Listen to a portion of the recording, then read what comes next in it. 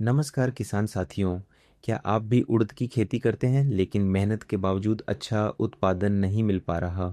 अक्सर हम कुछ छोटी-छोटी गलतियां कर बैठते हैं जिससे पूरी फसल प्रभावित होती है। आज के इस वीडियो में हम उन 5 बड़ी गलतियों के बारे में बात करेंगे जिनसे बचकर आप उड़द की बम्पर पैदावार ले सकते हैं। पॉइंट 1, सही खेत का चुनाव। पहली और सबसे बड़ी गलती है खेत का गलत चुनाव। कई बार हम सोचते हैं कि कम बारिश होगी, इसीलिए निचले खेतों में उड़द लगा देते हैं। याद रखिए, उड़द जलभराव बिल्कुल सहन नहीं कर पाता। भारी बारिश के दौरान अगर खेत में पानी रुका तो पूरी फसल खराब हो जाएगी। इसीलिए हमेशा अच्छी जल निकास, ड्रेनेज वाली ज़मीन का ही चुनाव करें। पॉइंट 2, बीज और वैरायटी का चयन। दूसरी गलती है वैरायटी का चुनाव। पीलिया रोग से बचने के लिए हमेशा ऐसी किस्मों का चयन करें जो इस बीमारी के प्रति सहनशील हों। अगर आपको प्रमाणित बीज नहीं मिल रहे हैं तो किसी विश्वसनीय किसान साथी से शुद्ध बीज लें। आलतू फालतू वैरायटी लगाने से बेहतर है कि सही किस्म के लिए थोड़ी मेहनत कर लें। पॉइंट 3, बुआई का सही समय। तीसरी गलती है बुआई की जल्दबाजी।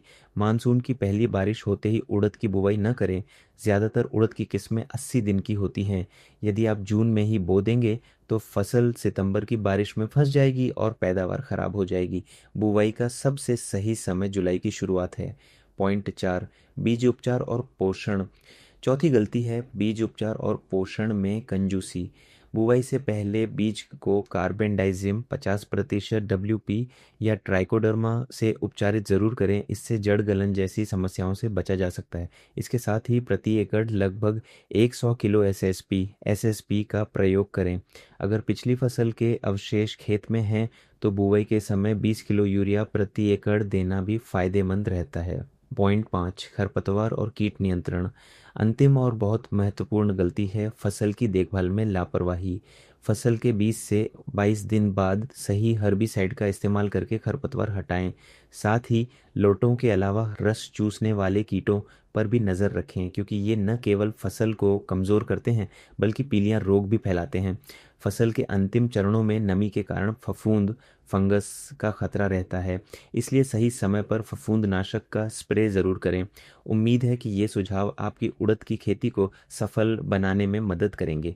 अगर आपको यह जानकारी उपयोगी लगी तो इसे अन्य किसान साथियों के साथ भी ज़रूर साझा करें। खेती से जुड़ी और जानकारी के लिए जुड़े रहें।